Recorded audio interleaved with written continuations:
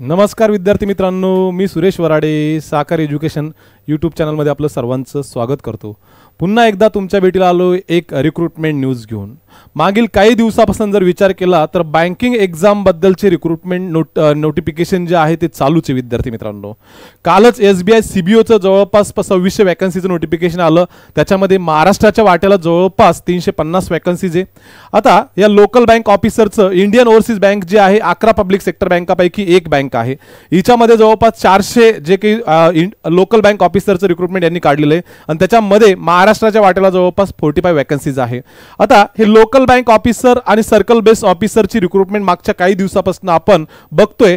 Probationary officer पेक्षा जास्त recruitment जे आहे लोकल बँक ऑफिसर आणि सर्कल बेस ऑफिसरची होताना आपल्याला दिसते विद्यार्थी मित्रांनो। आता लोकल बँक ऑफिसर जे आहे, समजा इंडियन बँक ऑफिसरनं अगोदर घेतलंय, नंतर याच्यानंतर इको बँकेने काढली लोकल बँक ऑफिसरची रिक्रुटमेंट, नंतर युनियन बँक ऑफ इंडियाने काढली पब्लिक सेक्टर बँकेमध्ये जर विचार केला तर, आणि आता इंडियन ओव्हरसीज बँकेने सुद्धा लोकल बँक ऑफिसरची रिक्रुटमेंट काढली। ऑल इंडिया 400 जागा आहे आणि महाराष्ट्राच्या वाट्याला जवळपास 45 वॅकन्सीज आहे। आणि काल परवाच SBI state bank of India largest public sector bank आहे, यांनी सुद्धा सर्कल बेस ऑफिसरची रिक्रुटमेंट काढलेली आहे। परंतु त्या ठिकाणी काय लागतं, 2 वर्षाचा तुमचा शेड्यूल कमर्शियल बँकेचा एक्सपिरियन्स लागतो ऑफिसर म्हणून काम केलेलं, तेच विद्यार्थी त्या ठिकाणी अप्लाय करू शकतात। इथे कोणताही ग्रॅज्युएट अप्लाय करू शकतो विद्यार्थी मित्रांनो। आता सर्वात प्रथम मी तुम्हाला हे क्लिअर करून देतो की इंडियन ओव्हरसीज बँक जे आहे, खूप साऱ्या विद्यार्थ्यांना जे नवीन विद्यार्थी प्रिपरेशन करतात त्यांना माहिती नाहीये की पब्लिक सेक्टर आहे की प्रायव्हेट सेक्टर आहे। तर ही जी बँक आहे 11 पब्लिक सेक्टर बँकापैकी एक पब्लिक सेक्टर बँक आहे, सरकारी बँक आहे इंडियन ओव्हरसीज बँक, हे लक्षात ठेवा विद्यार्थी मित्रांनो। आणि पुन्हा लोकल बँक ऑफिसर बद्दल जो काही समजा तुमचं द्विधा मनस्थिती आहे किंवा याच्याबद्दल तुम्हाला माहिती नाहीये, लोकल बँक ऑफिसर पोस्ट बद्दल, प्रोबेशनरी ऑफिसर बद्दल तुम्हाला माहिती आहे, बरोबर आहे, क्लेरिकल बद्दल तुम्हाला माहिती आहे, पण लोकल बँक ऑफिसर बद्दल खूप साऱ्या विद्यार्थ्यांना माहिती नाहीये। ही मागच्या काही दिवसापासून म्हणजे मागच्या 1 वर्षापासूनच ही नोटिफिकेशन चालू झालेली आहे। अगोदर 2 वर्षापूर्वी CBO आला होता, ओके, सर्कल बेस ऑफिसरच्या धर्तीवरच लोकल बँक ऑफिसरची रिक्रुटमेंट चालू आहे। जसं SBI ने CBO घेतलं तसंच पब्लिक सेक्टर बँकेने काय केलेलं आहे, लोकल बँक ऑफिसरची रिक्रुटमेंट चालू केलेली आहे। तर लोकल बँक ऑफिसर म्हणजे काय, या ठिकाणी तुम्हाला ज्या सर्कलला तुम्ही अप्लाय केलंय, समजा ओके महाराष्ट्र स्टेटमध्ये तुम्ही अप्लाय केलं, ज्या सर्कलला तुम्हाला अपॉइंटमेंट दिली त्याच ठिकाणी तुम्हाला 12 वर्ष जॉब करावा लागतो विद्यार्थी मित्रांनो। जेव्हा तुमचं प्रमोशन होईल JMGS सेकंड, त्यावेळेसच तुम्हाला त्या ठिकाणाहून ट्रान्सफर करता येईल, तसं ट्रान्सफर करता येणार नाही। म्हणजे सरळ सरळ ज्या एरियामध्ये तुम्हाला पोस्टिंग भेटली त्या एरियामध्ये तुम्हाला 12 वर्ष लोकल बँक ऑफिसर म्हणून जॉब करावा लागेल। जर याच्यापेक्षा तुम्हाला मोठं सिलेक्शन झालं पुढे समजा, तर तुम्ही तो जॉब स्किप करून पुढचा जॉब तुम्ही जॉईन करू शकता। म्हणजे सरळ सरळ लोकल बँक ऑफिसर आणि सर्कल बेस ऑफिसरची रिक्रुटमेंट कशासाठी चालू आहे बँकिंग सेक्टरमध्ये, की ज्या एरियामध्ये तुम्हाला जॉईनिंग दिली त्या एरियामध्ये बँकेचा बिझनेस वाढवायचा आहे, करंट अकाउंट सेव्हिंग अकाउंट वाढवायचं आहे, बरोबर आहे, बॅलन्स शीट वाढवायची आहे, रिव्हेन्यू वाढवायचा आहे, त्या ठिकाणी बँकेचं पेनिट्रेशन तुम्हाला वाढवायचं आहे। या ठिकाणी यासाठी तुम्हाला लोकल बँक ऑफिसरची रिक्रुटमेंट आणि सर्कल बेस्ड ऑफिसरची रिक्रुटमेंट सध्या चालू आहे, लक्षात घ्या विद्यार्थी मित्रांनो। मग सर प्रोबेशनरी ऑफिसर आणि लोकल बँक ऑफिसर याच्यामध्ये काय डिफरंट आहे? काही डिफरंट नाही विद्यार्थी मित्रांनो। लोकल बँक ऑफिसरला जेवढा पगार आहे तेवढाच प्रोबेशनरी ऑफिसरला सुद्धा पगार आहे, तेवढेच अधिकार प्रोबेशनरी ऑफिसरला आहे, लोकल बँक ऑफिसर एवढेच, ओके। फक्त या ठिकाणी एक मेन्शन केलेलं आहे की तुम्हाला ज्या ठिकाणी पोस्टिंग दिली त्या ठिकाणी तुम्हाला 12 वर्ष तुम्हाला कुठेही हलता येत नाही।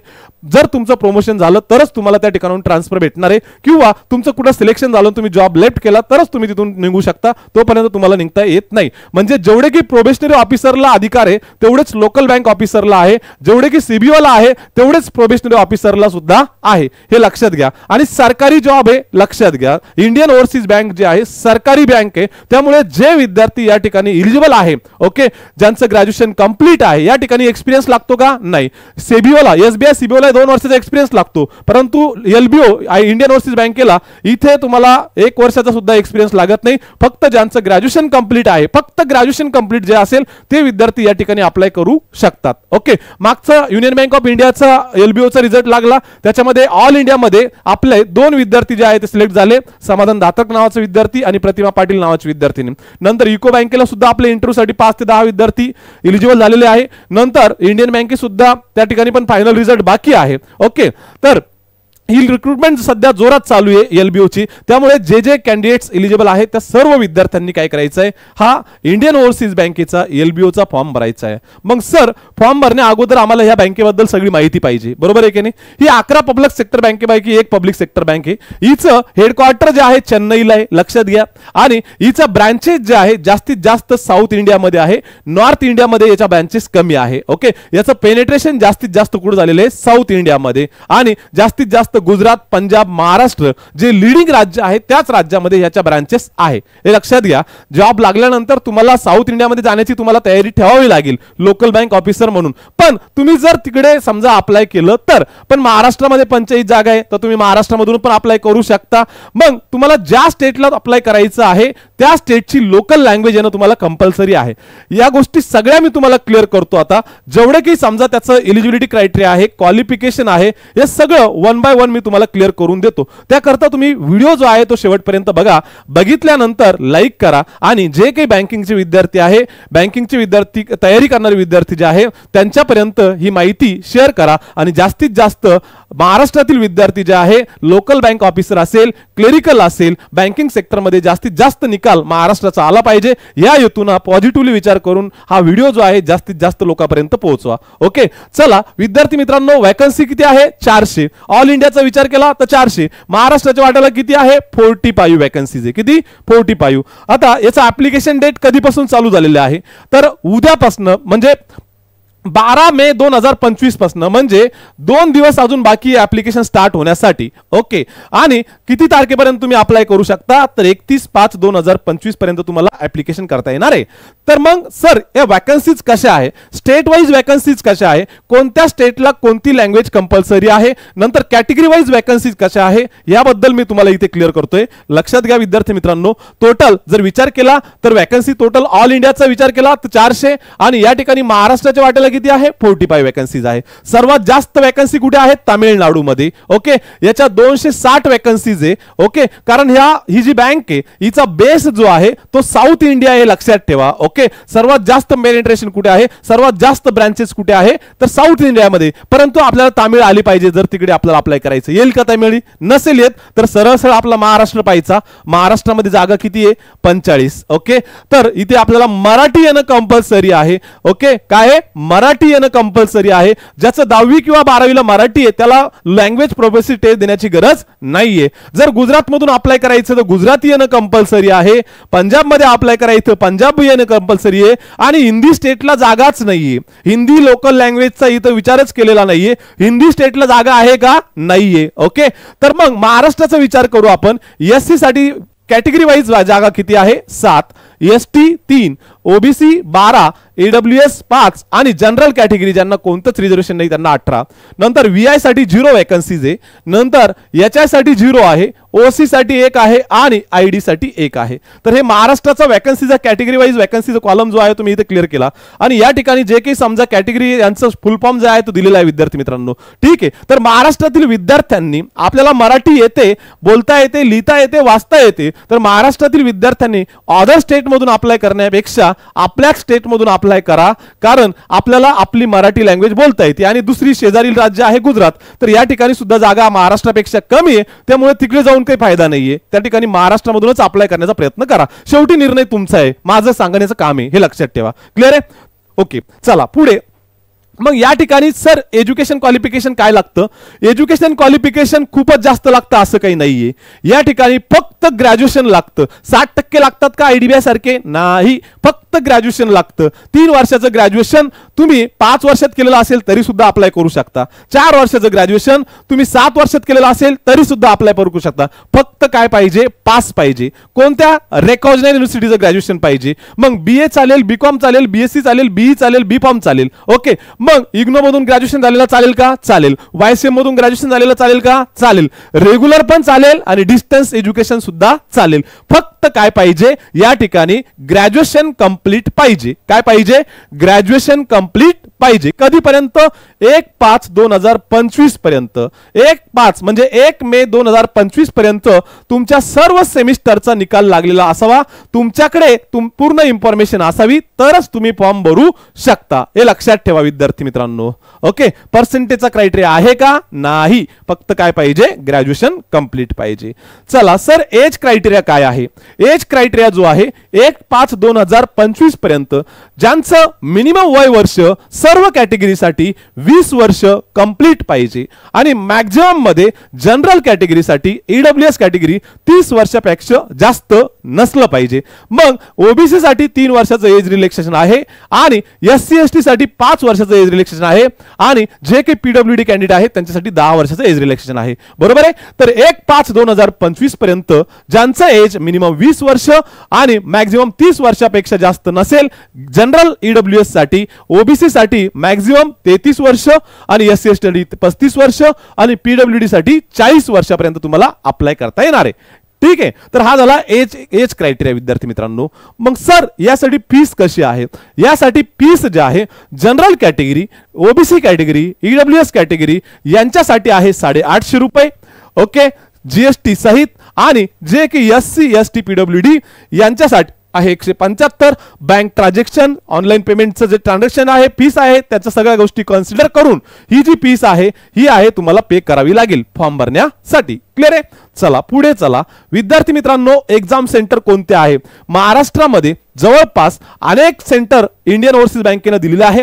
यामध्ये जर विचार केला तर पहिल्यांदाच एवढे सेंटर आपण बघतोय महाराष्ट्रामध्ये. ओके, छत्रपती संभाजीनगर, नंतर नागपूर, पुणे, मुंबई, ठाणे, नवी मुंबई, नंतर अमरावती, लातूर, नांदेड, जळगाव, धुळे, अकोला, अहिल्यानगर, नंतर नाशिक आहे, नंतर कोल्हापूर, सातारा, सांगली, सोलापूर, रत्नागिरी आणि जालना. एवढे सेंटर दिलेले आहे इंडियन ओव्हरसीज बँकेना एलबीओच्या परीक्षेसाठी. तर जे विद्यार्थी हा व्हिडिओ बघत असतील त्या सर्व विद्यार्थ्यांनी हा फॉर्म भरा. ओके, आणि एकच एक्झाम आहे विद्यार्थी मित्रांनो. काय? सिंगल एक्झाम द्यायची आहे आणि इंटरव्ह्यू द्यायचा आहे आणि सिलेक्शन मिळवायचंय. डिस्क्रिप्टिव्ह आहे का? नाही. फक्त ऑब्जेक्टिव्ह टेस्ट द्यायची आहे. 140 क्वेश्चन असणारे, 200 मार्काला असणारे. पुढे मी सांगतोच तुम्हाला. क्लिअर आहे. फक्त एक एक्झाम द्यायची आणि इंटरव्ह्यू द्यायचा आणि 85,000 मंथलीचा जॉब तुम्हाला मिळवायचा आहे. क्लिअर आहे. चला पुढे. या ठिकाणी सिलेक्शन प्रोसेस कशी असणार आहे? सिलेक्शन प्रोसेस जे आहे तुम्हाला 3 फेज मधून जायचंय. सिंगल ऑनलाईन एक्झाम असणार आहे. काय असणार आहे?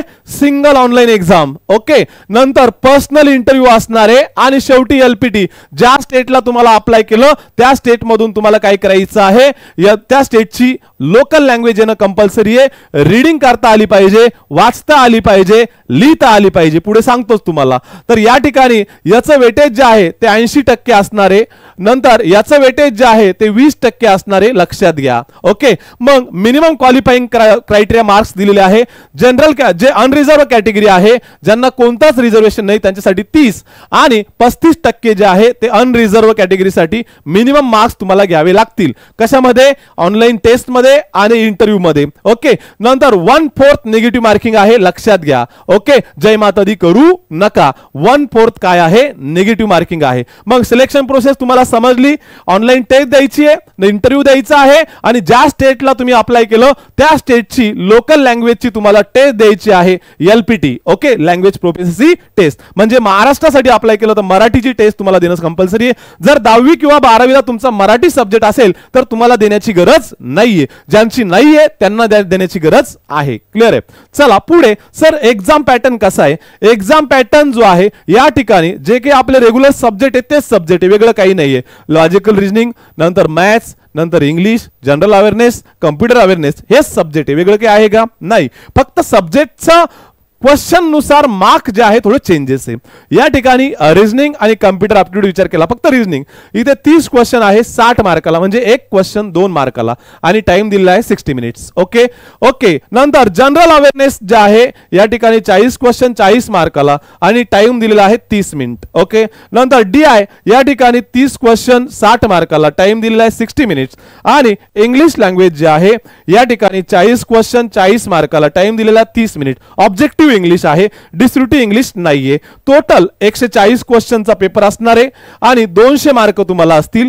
पेपर ऑब्जेक्टिव्ह असेल आणि 2 लँग्वेज मध्ये पेपर उपलब्ध असेल, फॉरेन लँग्वेज मध्ये आणि नॅशनल लँग्वेज मध्ये. हिंदी आणि इंग्लिश या 2 लँग्वेज मध्ये तुम्हाला पेपर उपलब्ध असेल. ज्या लँग्वेज मध्ये तुम्हाला पेपर सॉल्व्ह करायचा त्या लँग्वेज मध्ये तुम्ही पेपर सॉल्व्ह करू शकता. टोटल 3 तास तुम्हाला पेपर साठी असेल. किती? 3 तास. हे लक्षात घ्या विद्यार्थी मित्रांनो. क्लिअर आहे? चला पुढे. नंतर सर एलपीटी कशी असते, लँग्वेज प्रोफिशियन्सी टेस्ट जे आहे कशी असते. एलपीटी म्हणजे काय? ज्या स्टेटला तुम्ही अप्लाय केलं त्या स्टेटची लोकल लँग्वेज, ऑफिशियल लँग्वेज तुम्हाला बोलता आली पाहिजे, लिहिता आली पाहिजे, वाचता आली पाहिजे, समजली पाहिजे, यालाच एलपीटी म्हणतात. मग एलपीटी 10वी 12वीला ज्यांचा मराठी विषय आहे महाराष्ट्रातील विद्यार्थ्यांना त्यांना एलपीटी देण्याची गरज नाहीये. फक्त ज्यांचं नाहीये त्यांनाच एलपीटी देण्याची गरज आहे. बाकी जे अदर स्टेटमधून अप्लाय करतील त्यांना एलपीटी देण्याची गरज आहे. एलपीटीचं टेन्शन घेण्याची गरज नाहीये. ओके, बघा इथे हे सांगितलेलं आहे रीडिंग, रायटिंग आणि स्पीकिंग. ओके, आता तुम्हाला सांगितलं पुन्हा online examination will be required to qualify language proficiency test. Okay, language proficiency test qualify करावं लागेल ज्यांचं 10वी 12वीला नाहीये त्यांच्यासाठी. ओके, त्यांचं म्हणणं आहे ऑयर जर candidates who produce 10th or 12th standard mark sheet or certificate evidence having a studied specified local language. Marathi जर असेल 10वी 12वीला देण्याची गरज आहे का? नाहीये. तर ही असेल एलपीटी तुमची. ओके, मग तुम्हाला हे लक्षात घ्या, अप्लाय करताना ज्या स्टेटची लँग्वेज तुम्हाला कन्फर्म येते त्या स्टेटला तुम्ही काय करायचे? अप्लाय करायचे. ओके, मग सिलेक्शन प्रोसेस कशी, फायनल सिलेक्शन कसं होणार आहे मी तुम्हाला अगोदर क्लिअर केलं. 80% वेटेज जे आहे ते आहे ऑनलाईन टेस्टला. कशाला? ऑनलाईन टेस्टला. आणि 20% वेटेज जे आहे ते आहे तुमचं पर्सनल इंटरव्ह्यूला. हे लक्षात ठेवा. 80% वेटेज जे आहे ते आहे ऑनलाईन टेस्टला आणि 20% वेटेज जे आहे ते आहे इंटरव्ह्यूला. ओके, तर त्यानुसार तुमचं सिलेक्शन होणार आहे ऑल इंडिया लेवलला. ओके, म्हणजे महाराष्ट्रातून अप्लाय केलं तर महाराष्ट्र लेवलला. ओके, चला पुढे. मग सर सॅलरी कशी आहे, नंतर सर्व्हिस बॉन्ड आहे का, या सगळ्या गोष्टी मी तुम्हाला आता इथे क्लिअर करतोय. ओके, सर्व्हिस बॉन्ड, सॅलरी, नंतर अजून काय फॅसिलिटीज आहेत ते सगळं इथे क्लिअर करतो. सॅलरी जे आहे मंथली जवळपास 86,000 जाते, 85,920. बाकी विद्यार्थ्यांसोबत मी चर्चा केली तर ही सॅलरी 1 लाखाच्या घरात जाते सगळ्या फॅसिलिटी जर विचार केला तर. ओके, म्हणजे 12 ते 13 लाखाचं पॅकेज तुम्हाला या ठिकाणी भेटतं. मग प्रोबेशनरी पिरियड आहे का या ठिकाणी? आता जॉब लागल्यानंतर प्रत्येक ठिकाणी प्रोबेशनरी ऑफिसर लागू द्या किंवा SBI PO लागू द्या किंवा अदर LIC EO लागू द्या, NIC EO लागू द्या, प्रत्येक ठिकाणी 2 वर्षाचा काय असतो? प्रोबेशनरी पिरियड असतो ऑफिसर लेवलला. म्हणजे फक्त ते नावाला असतं, तुम्ही नंतर कन्फर्मेशन घेऊनच जाता. हे लक्षात ठेवा. फक्त 2 वर्ष. जर 2 वर्षाच्या अगोदर सोडला समजा जॉब तुम्ही त्या ऑर्गनायझेशनचा, दुसरा तुम्हाला याच्यापेक्षा चांगली ऑपॉर्च्युनिटी आली तर तुम्हाला काय करावं लागतं? जो बॉन्ड अमाऊंट आहे समजा ही 2 लाख रुपये तुम्हाला भरून द्यावं लागते. किती? 2 लाख. जर तुम्ही समजा आता यांनी सांगितलं 3 वर्षाचा सर्व्हिस बॉन्ड असेल, 3 वर्षाच्या आत जर तुम्ही सर्व्हिस सोडली समजा या बँकेची सिलेक्शन झाल्यानंतर, ओके, तर तुम्हाला 2 लाख रुपये भरून द्यावं लागेल. तेव्हाच तुम्हाला काय कराल? नॉन ऑब्जेक्शन सर्टिफिकेट भेटेल. हे लक्षात ठेवा. ओके, तर कोण सोडतं बाबा एवढा चांगला जॉब असल्यानंतर? 1 लाख पगार असल्यानंतर याच्यापेक्षा चांगला जॉब जर भेटला समजा, याच्या 1.5 लाखाचा पगाराचा जॉब भेटला तरच तू सोडशील ना. तसं कशाला सोडशील? 1 लाख 1 महिन्याचा पगार द्यायला काय वाटतं मग त्या ठिकाणी? ठीक आहे. नंतर leave and travel allowance will be service rule of the bank applicant at the time of the appointment. Okay, हे सगळ्या गोष्टी तुम्हाला लिव्ह, ट्रॅव्हल अलाउन्सेस हे सगळे देणारे बँक. ओके, लक्षात घ्या विद्यार्थी मित्रांनो. नंतर अप्लाय करायचंय. आता अप्लाय करताना कोणकोणत्या गोष्टी लक्षात ठेवायच्या हे लक्षात ठेवा विद्यार्थी मित्रांनो. अप्लाय करताना एज्युकेशन क्वालिफिकेशन असेल, नंतर डेट ऑफ बर्थ असेल, ईमेल आयडी असेल, मोबाईल नंबर, ID प्रूफ न चेंज करणाऱ्या या गोष्टी टाकायच्या आहेत. इंडियन ओव्हरसीज बँकेच्या IOB.in या वेबसाईटवर जायचंय आणि करिअर या याच्यात जायचंय आणि अप्लायला सुरुवात करायची आहे. आता सर्वात महत्त्वाचा मुद्दा सांगतो. अप्लाय करताना फक्त एकाच राज्याला तुम्हाला अप्लाय करता येणार आहे. 2 राज्याला अप्लाय करता येणार नाही. महाराष्ट्राला अप्लाय केलं, गुजरातला अप्लाय करता येईल का? नाही. एकाच राज्याला तुम्हाला अप्लाय करता येणार आहे, 2 राज्याला तुम्हाला अप्लाय करता येणार नाही. जर 2 राज्याला तुम्ही अप्लाय केलं तर तुमचा फॉर्म बाद होईल. क्लिअर आहे? हे लक्षात घ्या. एकाच राज्यासाठी तुम्हाला एकाच स्टेटसाठी अप्लाय करता येतं. क्लिअर आहे?